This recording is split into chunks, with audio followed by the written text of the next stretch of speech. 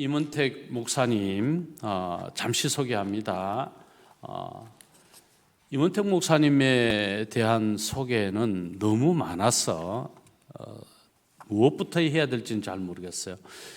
성시화운동본부의 다음 세대 사역을 함께 하면서 알게 된 형님입니다. 제게는 형님이 되고 다음 세대 모든 아이디어를 우리 임 목사님이 다 제공하실 정도로 아주 대단하신 분이시죠. 대안학교 우리 문내려 목사님이 잠시 또 소개했지만 대안학교 교장으로 새 학교를 역임하셨고 또 여러 가지 사역들을 지금도 정말 많이 하고 계십니다. 특별히 오늘 우리 임은택 목사님 생명 돌봄 국민운동 사무총장님이십니다. 주영광교회 동사 목사로 함께 섬기고 계시고 달리다굼 맞죠? 예, 달리다굼을 운영하시는 목사님이십니다. 오늘 특별히 사모님 또 함께 오셨어요. 사모님 원래 서울에 계속 계시는 상담학을 전공하시고 상담을 하시는 분이신데 트라우마와 공황장애, 우울증 등 가장 상담이 힘들다고 하는 영역에 상담을 하십니다.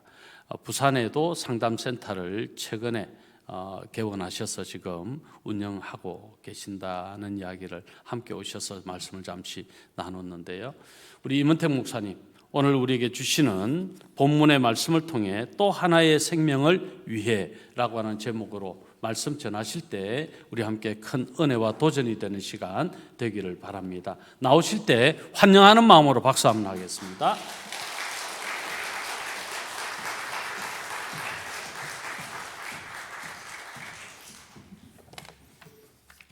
할렐루야.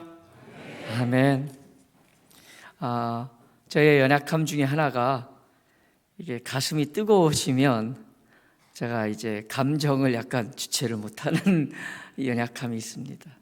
근데 오늘 교회에 들어올 때 우리 목사님 만나고 가슴이 뜨거워지고 또 찬양하고 이렇게 함께 하시는 우리 귀한 성도님들을 뵐 때 또 가슴이 뜨거워져서 아이고 제가 오늘 큰일 났다. 이 감정을 주체 못하고 또 울지는 않을까 그런 생각을 하면서 하나님께 맡기는 마음으로 오늘 말씀을 함께 나누고자 합니다. 잠깐 먼저 기도하겠습니다. 하나님 감사합니다.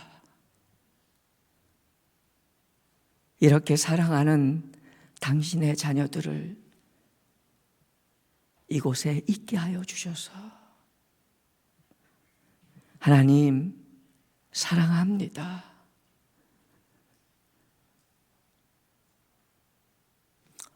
주님 오시는 그날까지 그 사랑 안에 살아가게 하옵소서. 하나님 보옵소서. 여기 당신의 사랑하는 자녀들이 있습니다. 이 험한 인생길에서 주님 붙들어 주시고 우리 주 예수 그리스도와 함께 동행하는 삶으로 가득 채워 주옵소서. 오늘 말씀을 함께 하고자 합니다. 주의 성령이여 주관하여 주옵소서. 예수님의 이름으로 간절히 기도드리옵나이다. 아멘. 오늘 읽은 말씀 중에 창세기 1장 22절 또 28절의 말씀은 여러분이 익히 잘 아는 말씀입니다. 생육하고 번성하라. 근데 이 생육하고 번성하라는 이 의미가 단순히 숫자를 늘려라, 아기를 많이 낳아라 라는 의미로도 해석할 수 있지만 조금 우리가 한 번 더 생각해 보면 다른 의미가 있지 않을까 생각을 하면서 말씀을 준비했습니다. 먼저는 오늘 말씀 속에 하나님이 이렇게 말씀하십니다. 복을 주시며 복을 주시며 이르시되 생육하고 번성하라. 아버님이 용돈을 주시면서 저에게 말씀하십니다. 얘야, 가서 맛있는 거 많이 사 먹고 건강해라. 자, 그러면 아버님이 주신 돈을 뭐에 쓰라는 얘기입니까? 내 몸에 유익한 것을 사용한 데 쓰라는 얘기입니다. 하나님이 복을 주셨다는 말씀을 분명히 하셨습니다. 그게 어떤 복인지는 구체적으로 나오지 않았지만 그 뒤에 따라오는 복을 주시며 말씀하시되 생육하고 번성하라. 그러면 생육하고 번성하는 그 명령 안에는 하나님이 복을 주신 이유가 담겨 있을 거라고 생각합니다. 오늘 그 생육하고 번성하라는 명령 속에 담겨있는 하나님의 복이 무엇인가를 잠깐 제가 여러 신학자들이나 설교가들이 한 말들을 정리했습니다. 오늘 본문의 내용이지만 제가 오늘 드리고자 하는 핵심은 이건 아니에요. 그런데 한 번쯤은 어떤 설교가들이나 신학자들이 이것을 해석했는지 살펴볼 필요가 있는데요. 생육하고 번성하라는 명령 속에는 하나님의 주신 복이 있는데 대략 세 가지로 생각해 볼 수 있다. 첫 번째는 생명의 신비를 경험케 하는 복이 담겨 있다. 두 번째로는 관계의 은혜를 누리는 복이 담겨 있다. 그리고 세 번째로는 창조의 목적을 이루는 돌봄의 청지기의 사명의 복이 담겨 있다라고 설교가들이 그렇게 해석을 했더라고요. 저도 동의합니다. 물론 생명을 잉태하고 그것을 기르는 것은 쉽지 않은 일입니다. 그러나 그것을 기르면서 얻어지는 그 생명의 신비 앞에 많은 은혜를 우리가 누렸음을 부인할 수 없습니다. 두 번째로는 그 생명과 함께 교류하며 힘들었던 그 양육의 과정들 속에서 하나님과의 관계를 만날 수도 있고요. 또 그 생명을 돌보는 과정 속에서 예수님의 십자가를 맛볼 수도 있습니다. 만일 여러분이 어린 생명을 돌보는 일 속에서 생명의 신비를 느끼시거나 그 십자가의 하나님의 은혜, 그리스도의 은혜를 우리가 맛볼 수 있었다면 여러분은 복된 생육하고 번성의 명령을 살아왔다고 말할 수 있습니다. 그리고 마지막 세 번째로는 창조의 목적이 무엇인가를 알고 그 사명을 감당하는 사명자로서의 청지기로서의 축복을 우리가 맛볼 수 있음을 기억합니다. 한 달 전에 제가 국회의원을 만났습니다. 그리고 그 국회의원과 1대1로 만날 수 있는 대화를 할 수 있는 시간이 주어졌어요. 근데 그 국회의원하고 이야기를 하는 과정 속에서 국회의원이 이런 얘기를 하더라고요. 지금 목사님, 좌파, 우파가 문제가 아닙니다. 지금 국회에서 입안되고 있는 대부분의 정책들은 창조 질서를 파괴할 만한 내용이거나 가정 해체를 유발하는 법안들이 대부분인데 민주당이건 국민의힘이건 상관없이 입안을 하고 있습니다. 여러분, 인권을 강조하는 교육을 한 시기에 대략적인 시기가 2015년경부터인데 그때부터 지금까지 지난 10년 동안에 청소년 자살률은 4.5배 이상 증가했고요. 지금 이 순간에도 1시간당 1.3명이 생명을 스스로 끊고 있습니다. 제가 저출산 운동을 하는 그런 법인내 사무총장으로 있다 보니까 수많은 그 연구 논문들 그리고 연구기관들, 사회기관들, 정책기관들이 내온 논문들과 그런 아티클들을 굉장히 많이 공부도 했고 저희 팀원들하고 스터디도 했습니다. 그리고 깜짝 놀랐습니다. 그들이 말하는 것들은 정책의 변화도 또 행정적인 보완도, 그리고 환경적인 문제도 아니고 마지막 결론은 뭐였냐면 두 가지였는데, 하나는 생명에 대한 인식을 바꿔야만 저출산 문제를 해결할 수 있다라고 결론을 짓습니다. 제 얘기가 아니고 삼성 여성가족연구원 이런 굵직굵직한 단체에서 낸 논문의 마지막이 뭐냐면, 첫 번째는 생명에 대한 인식을 바꿔야 된다. 두 번째로는 가정의 회복만이 저출산 문제를 해결할 길이다 라고 말하고 있다는 거예요. 제가 많은 교회를 컨설팅하며 다녔습니다. 18교회나 컨설팅하며 다닐 때 그 교회의 성장을 장애하는 여러 가지 요인 중에 드러나는 한 가지가 뭐냐면, 가정이 문제가 있는 교인의 수가 많을수록 그 교회가 성장점에 이르는데 방해가 되어진다는 내용들이었습니다. 저는요, 목사님이 좀 서투르게 하거나 아니면 교회가 어떤 문제를 갖고 있거나 한 것이 큰 문제인 줄 알았는데, 실제는 가정의 불화와 건강치 못한 가정을 갖고 있는 교우들의 상황들이 교회의 성장을 방해하는 요소 중에 하나가 되었다는 사실입니다. 도표를 하나 보여주셨으면 좋겠습니다. 제가 이 도표를 보고 깜짝 놀랐습니다. 여러분, 제가 예전에는 출산은 하나님의 명령입니다라고 말하고 돌아다녔던 사람입니다. 그런데 지금은 이제 그렇게 쉽게 말하지 못합니다. 왜냐하면 지금 결혼을 앞두고 있는 청년들을 향해서 조사를 했는데, 결혼 그러면 생각나는 게 어떤 마음이냐 했더니 첫 번째, 슬프대요. 32%가 결혼을 생각하면 가슴이 설렌 게 아니라 슬프답니다. 두 번째는 25%가 공포스럽답니다. 여러분, 결혼을 지금의 세대들이 이렇게 생각하고 있습니다. 이미 결혼한 대상자들을 향하여 질문을 했습니다. 출산을 생각하면 어떤 마음이 드냐? 그랬더니 첫 번째, 24%가 혐오스럽대요. 아기를 낳는 것이, 출산을 하는 것이 혐오스럽답니다. 21%가 공포스럽답니다. 여러분, 이런 청년들과 이런 젊은 부부들에게 어떻게 아기 낳으라고 말할 수 있습니까? 이게 누구의 문제고 누구의 책임입니까? 이 고통을 겪고 있는 젊은 세대를 향해서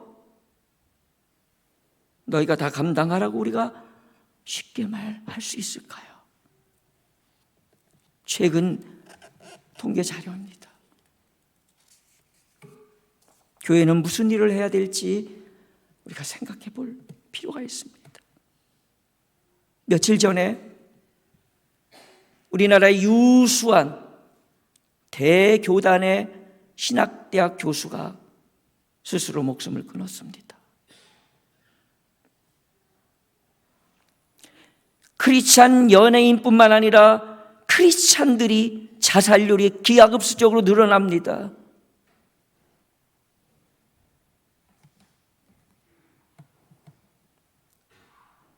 우리가 도대체 무엇을 해야 합니까?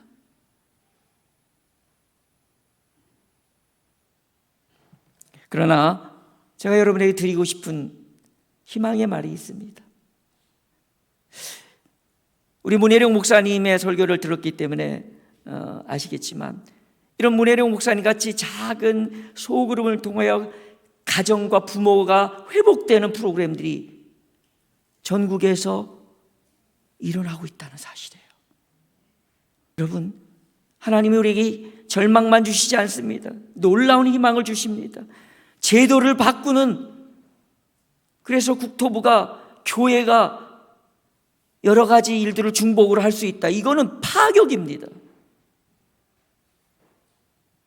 저는 그런 얘기를 다음 세대 전도 축제할 때 들었는데, 얼마 전에도 또 들었는데, 어떤 거냐면 할아버지가 내가 전도는 못해도 내 아이 하나님의 품 안에 복음으로 이끌어야 되는데 아들이 듣질 않으니까 도저히 아무리 예수 믿고 교회 신앙생활 해라고 해도 안 들으니까 이 장로님이 방법을 바꿨습니다. 부산에 계신 장로님인데 서울에 있는 손주를 위해서 자신의 시간을 희생하고 서울로 6개월 올라가셔서 아이를 위해서 안수하고, 여러분, 안수는요 놀라운 능력이 있습니다. 성경에는 수많은 축복의 명령 중에 자녀를 위해서 안수하라는 명령이 있습니다.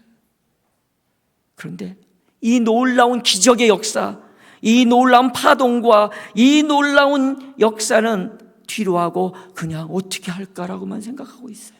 여러분이 할 수 있는 것이 있습니다. 그것은 배워서 되는 것도 아니고 연구해서 되는 것도 아닙니다. 그냥 나의 시간을 쪼개서 내 혈육을 위해서, 내가 다른 사람은 전도하지 못해도 내 혈육을만큼은 구원의 자녀가 되기를 원해서 가서 기도해주고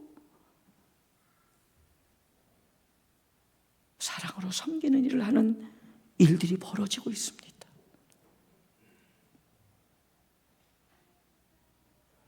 어떤 분들은요 아동 돌봄 교육을 받습니다. 그리고 가서 그 영유 아이들을 돌보는 돌보미가 있잖아요.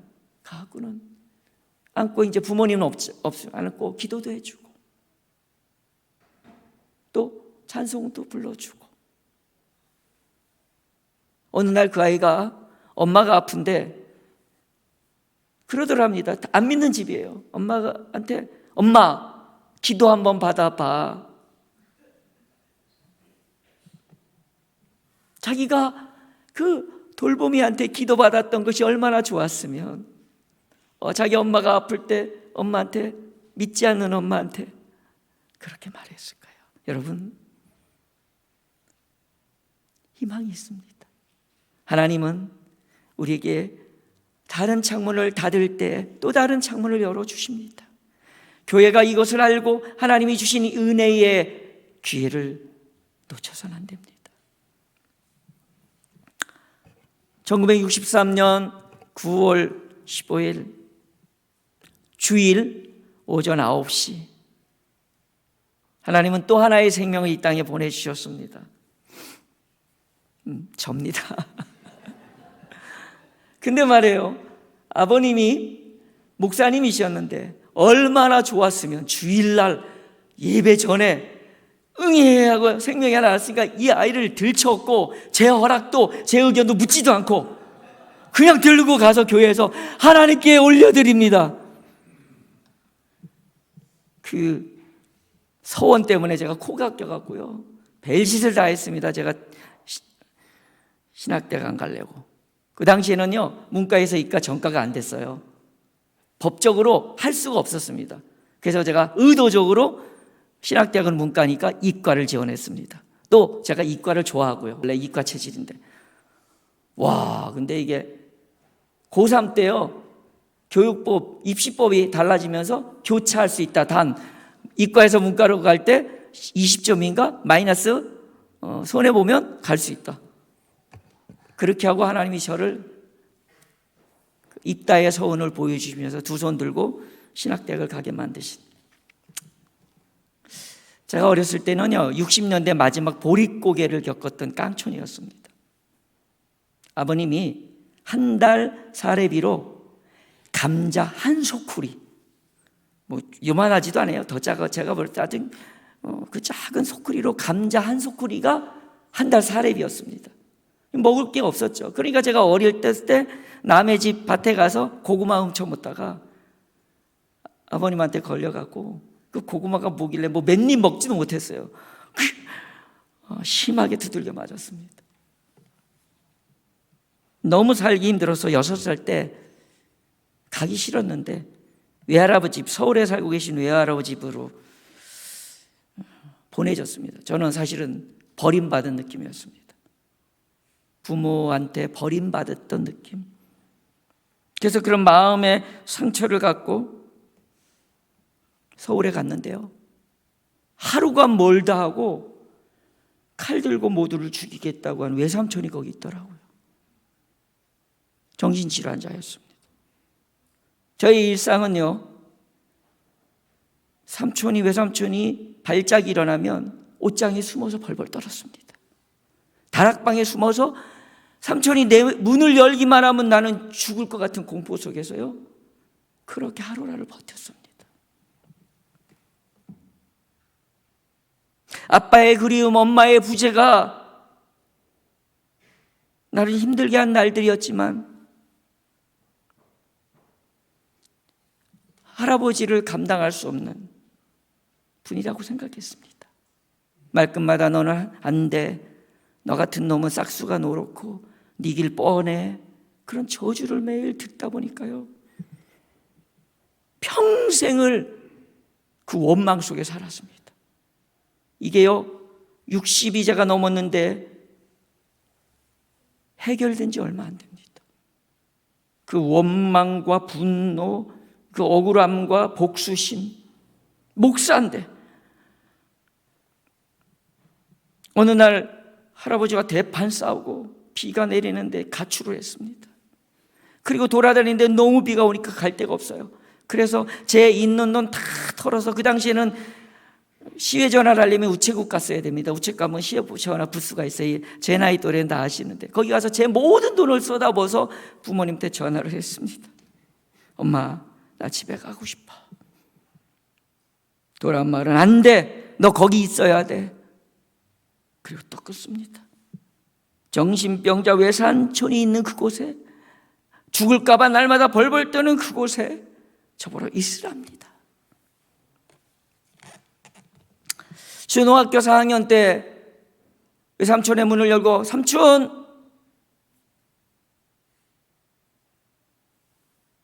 자살한 외삼촌을 제가 보고 트라우마가 생겼어요. 4시 44분 시계에 444가 보이면 죽을 것 같았습니다. 나중에 알게 되는데 그게 테트라포비아라는 죽음 공포증인 걸 모르고 40이 넘게 50대가 돼가면서까지도 이걸 해결하지 못하고 살았어요.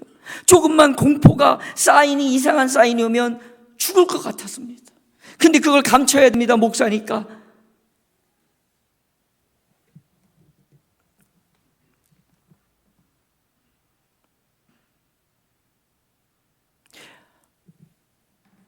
외할아버지를 원망하고 막 복수심에 가득 차서 내가 성공해서 내가 갚으리라라는 생각을 가졌던 제가 어느 날 쌍둥이로 태어나자마자 쌍둥이 하나가 죽고, 멋지게 똑똑하고 정말 잘생겼더라고요. 그 잘생긴 아들이 어느 날 병진병이 들려서 죽었어요. 그런 할아버지와 외로움에 버림받은 그 상처, 심리적 상처, 그래서 차갑고 잘 웃지도 않고 내 방에만 들어앉아서 대화하지 못하는 그런 자기 생각만 사로잡혀 있는 그 소년과 둘이 만났습니다. 가정을 이뤘습니다. 야, 나한테 싹수가 노랗다라고 말할 만하겠다. 야, 내가 누가 봐도 참 정이 안 가는 사람이었겠구나 깨달았어요. 원망과 복수심에 가득 찼던 제 마음을 아닌 척하며 살았던 그 수많은 세월들, 그러면서 내 안에 무너져 내렸던 그런 날들을 봅니다. 성공을 보란듯이 보여주려고 그 갈망 때문에 일 중독에 빠지기도 하고 오히려 망가져가는 제 삶을 숨기며 살았던 지난 날들을 돌아봅니다. 인정받고 싶어 권위자 앞에서는 오히려 더 벌벌 떨고 꼼짝 못하는 삶을 살았습니다. 교회는 성장하고 부흥했지만 제 안에는 해결될 수 없는 아픔들이 가득했습니다. 여러분, 그렇게 상처받은 사람과 또 다른 상처로 아파한 두 사람이 만났습니다. 제 아내랑 만났어요. MBTI를 하니까 단 하나도 공유되는 것이 없습니다. 완전히 성격이 다릅니다. 가톨릭대 의대 교수님이 저희를 상담해 주다가 만나지 말아야 될 커플이 만났네요. 취미도 다르고 성격도 다르고 다른 기질 검사를 해도 완전히 서로가 다른 성격에, 거기다가 상처투성이, 그것도 또 감춰진 상처로 아닌 척하는 저 만나 30년을 살았습니다. 수많은 위혼 위기와 갈등이 있었겠죠. 오늘 시간이 많이 지났기 때문에 어떻게 그 30년의 세월을 그렇게 안 맞는 전문가가 만나지 않아야 될 커플이 만났다고 평가할 정도의 사람이, 그런 부부가 살았는지는 혹시 다음 기회가 되면 여러분과 나누고 정말 좋겠어요. 왜냐하면 희망이 될 수 있다고 저는 확신합니다. 다시 본문으로 돌아가서 얘기를 좀 더 드리겠습니다. 요한복음 3장 16절 다 아시잖아요. 하나님이 세상을 이처럼 사랑하사 독생자를 주셨으니 이는 저를 믿는 자마다 영생을 얻게 하려 하십니다. 영생, 영원한 생명이란 해석으로 되지만 또 다른 하나의 해석이 신학적으로 원어인 조에라는 단어 안에, 영생이라는 단어 안에 뜻이 있습니다. 그건 뭐냐면 풍성한 삶. 그러니까 하나님이 세상을 사랑하사 독생자를 주셔서 영원한 생명과 풍성한 삶을 살아갈 수 있게 하셨다는 뜻입니다. 오늘 읽은 요한복음 10장 10절에 내가 온 것은 생명을 얻게 하고 더 풍성하게 하려 함이니라. 여러분, 성경은 우리에게 이렇게 말합니다. 내가 너에게 영생을 주는데 그 영생은 영원한 천국에서의 삶뿐만 아니라 이 땅에서 내게 주어진 삶을 풍성하게 마음껏 누리며 살라는 하나님의 축복의 약속인데 저는 그렇게 살지 못했어요. 사회적으로 목사로서 역할을 할 수 있었습니다. 남들에게는 감춰져 있었지만 감출 수 없는 내 자녀들과 아내는 그 상처의 아픔 속에 신음했어야 합니다. 교회가 잘 되는 것이 감출 수 없는 일이었습니다. 세상적으로 제가 이름을 내고 많은 유명한 사람들과 어울려 돌아다니는 것이 나의 상처를 감출 수 없었습니다.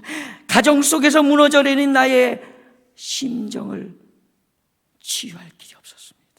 여러분, 오늘 말씀 하나님이 복을 주시며 가라사대 말씀하시되 생육하고 번성하라에 대해서 이 생육이란 단어가 원어적으로 히브리어로는 파라라는 뜻인데요, 이 파라라는 뜻이 이런 뜻입니다. 열매를 맺으라. 파라가 뭐라고요? 생육이 뭐라고요? 열매를 맺으라는 뜻을 갖고 있어요.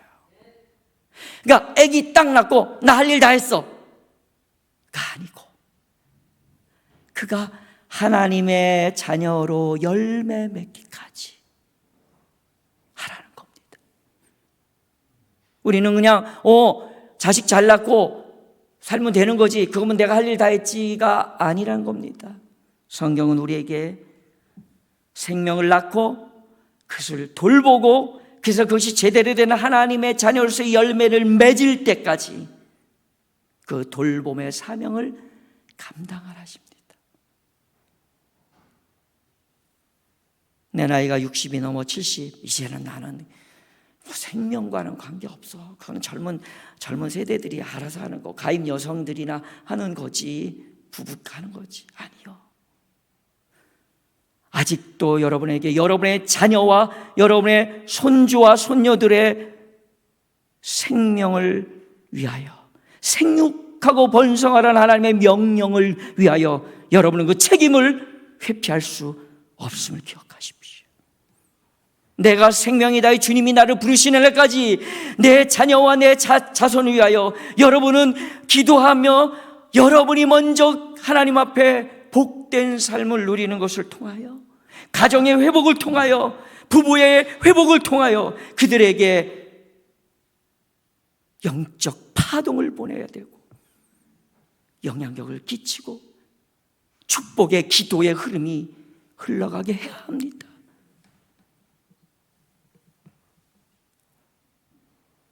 저는 오늘 이 말씀을 준비하며 이런 깨달음을 얻었습니다. 오히려 제가 더 하나님 앞에 큰 은혜를 받았다고 저는 자부합니다. 나는 완성되어져서 나온 존재가 아니라 완성되어져 가기 위해 태어난 존재라는 사실을 저는 하나님께 이렇게 말했습니다. 하나님, 도대체 왜 나란 인생에게 이런 시련과 아픔을 주셨습니까?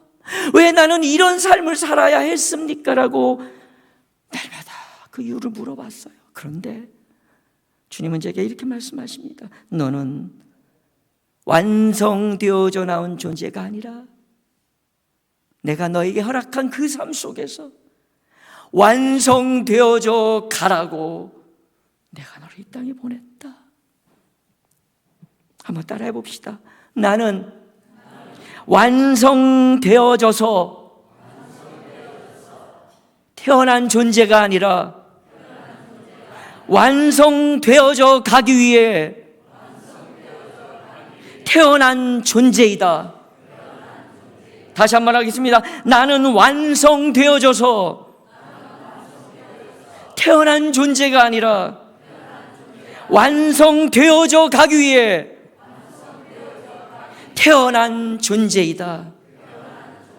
서로 사랑을 하고 서로 미워도 하고, 그래 내가 미워했었다. 인순이의 노래입니다.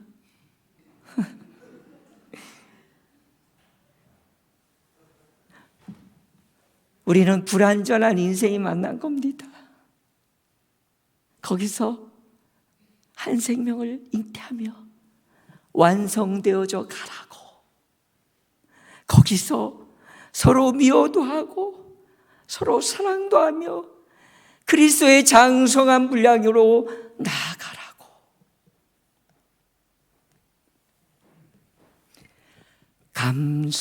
감사해요. 깨닫지 못했었는데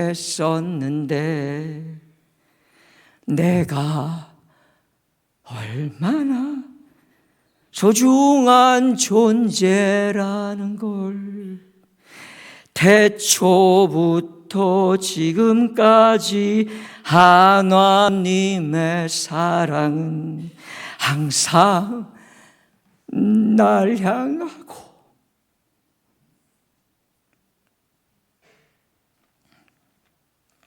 있었다는 걸. 고마워요. 그 사랑을 가르쳐준 당신께, 주께서 허락하신 당신께,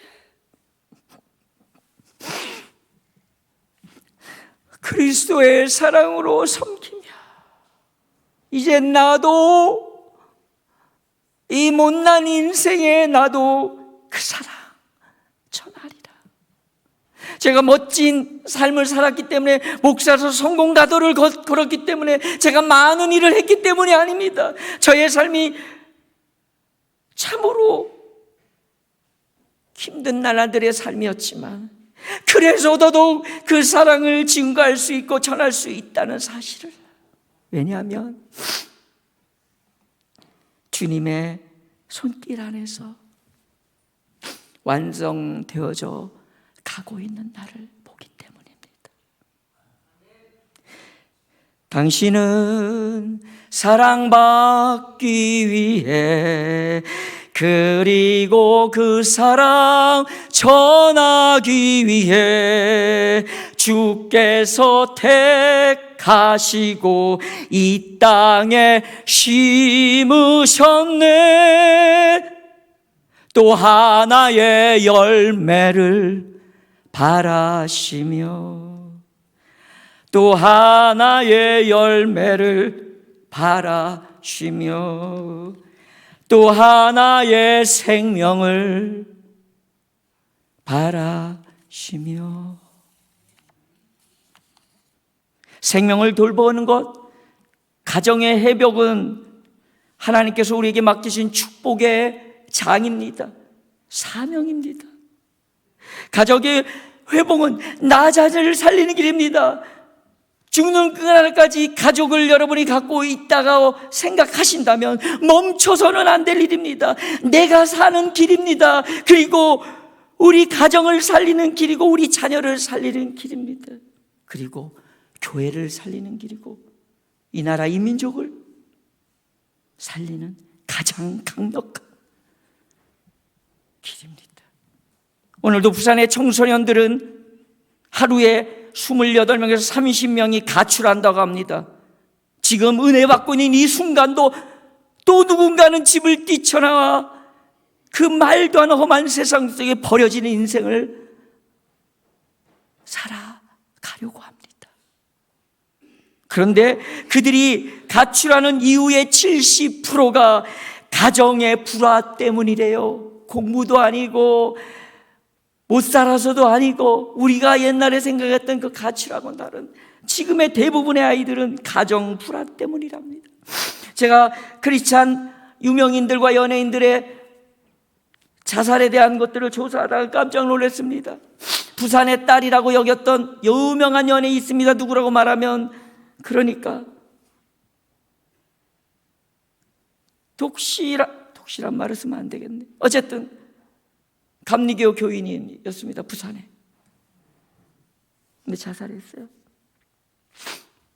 이유가 뭐냐면 버림받음과 나는 혼자라는 그 외로움 속에서 교회를 다녔는데 누군가가 안아주지 않았는지 모르겠어요. 하나님만 아시겠죠. 교회를 그렇게 하루도 빠짐없이 나갔다는데 그럼 뭘로 붙잡아 줄까요?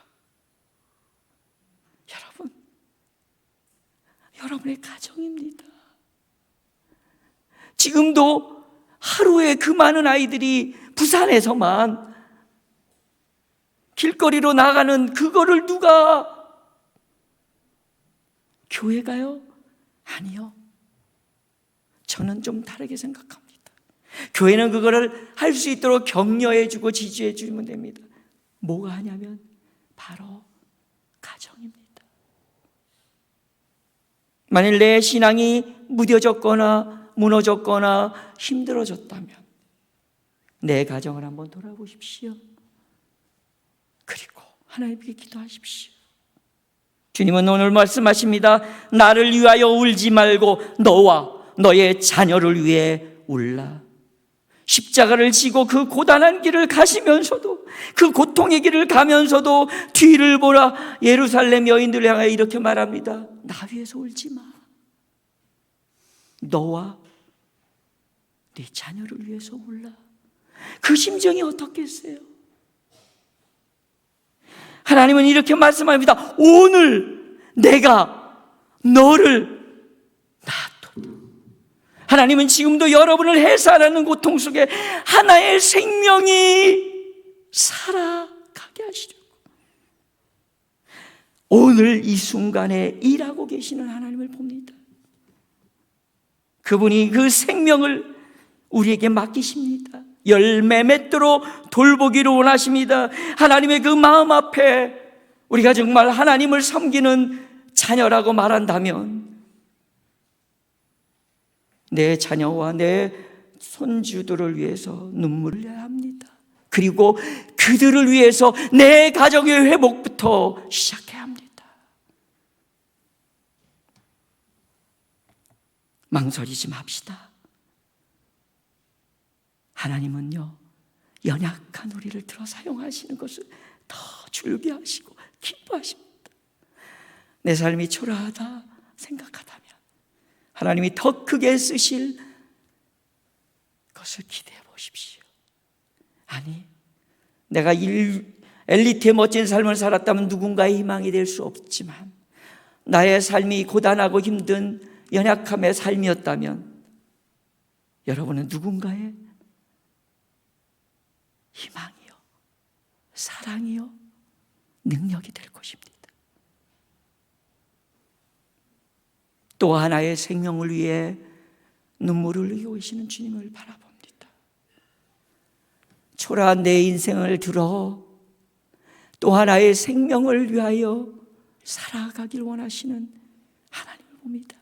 그것이 내가 지금 낳아야 될 생명일 수도 있지만 이미 낳아진 생명을 돌보아 열매를 맺을 때까지 이르기를 원하시는 그 하나님의 마음을 생각하며 우리 이렇게 기도했으면 좋겠습니다. 주여, 우리의 가정을 회복시켜 주옵소서. 주님, 이제 내가 이 가정의 청지기가 되겠습니다.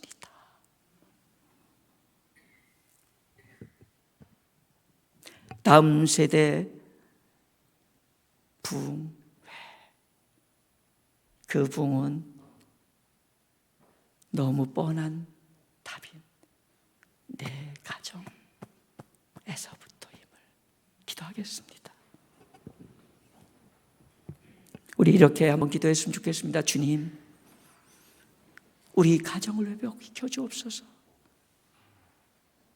여러분, 성격이 안 맞고 지긋지긋하고 그래도 버티면 됩니다. 그래도 기도하면 하나님은 결코 포기하지 않으십니다. 주여, 우리의 가정을 회복시켜 주시고 우리의 자녀들이, 우리의 자손들이 하나님의 자녀 되게 하옵소서. 주님, 내가 이제 우리 가정을 지키는 청지기가 되겠습니다. 생육하고 번성하라는 말씀이 젊은이들의 그들을 위한 말이 아니라 바로 나를 위한 말씀이었음을 고백하며 기도합시다. 다 같이 기도하시겠습니다.